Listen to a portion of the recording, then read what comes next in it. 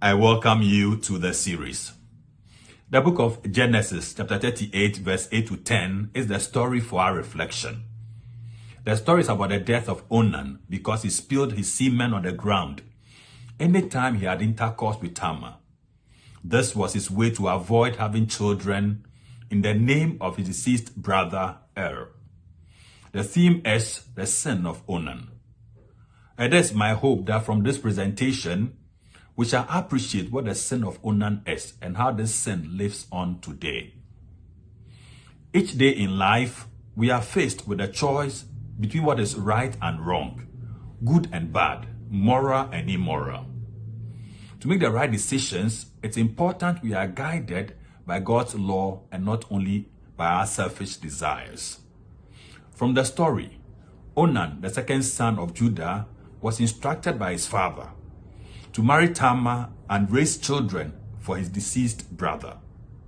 This was in fulfillment of God's law as stated in the book of Deuteronomy, chapter 25, verse 5 to 6. This law, which is known as the levirate marriage, states that when brothers live together and one of them dies without a son, a brother of the deceased shall marry the widow and have children for him. In this way, the deceased person's name shall not be blotted out from Israel. It is crystal clear that the reason for the marriage between Onan and Tamar was for Onan to raise children for his dead brother. But what do we see? Onan agreed to the marriage, but whenever he had sex with Tamar, he spilled his semen on the ground. It is surprising that Onan agreed to the marriage, knowing very well what the purpose was, yet acted in a way that was contrary to the reason for the marriage. By having sexual intercourse and yet spilling the semen out meant that Onan was only interested in the pleasure of sex and ignored the responsibility that comes with a sexual act. Onan, by his action, was selfish. Did he for once think about Tamar? How about her future without children? How will her future be secured when she has no sons to inherit the property? This withdrawal method practiced by Onan satisfied only his lustful desires and cut short the deceased brother's family's lineage. And not only that, but stripped Tamar of her future. No wonder the story ends on the note that God killed him. How does the sin of Onan live on today? When we engage in sex only with a parochial interest, not thinking about the interest of the other person, the sin of Onan lives on.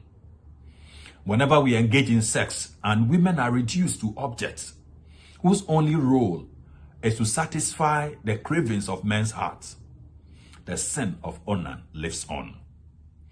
Whenever we engage in sex and preoccupy ourselves only with pleasure and forget about the responsibility that goes with it, the sin of Onan lives on.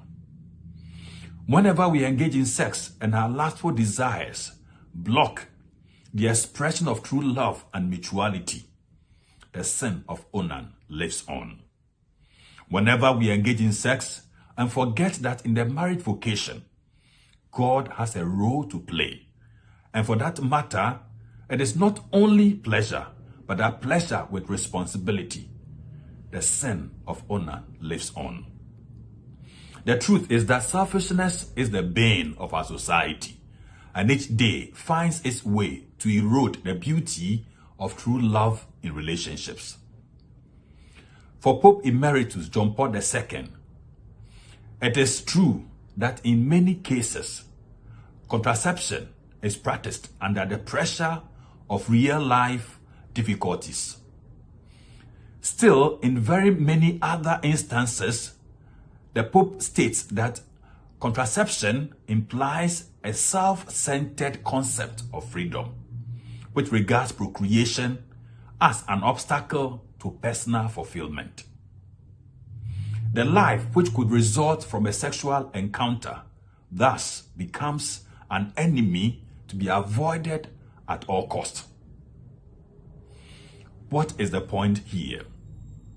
It is that until we uproot selfishness from our relationships, the beauty of sex and its purpose will be lost.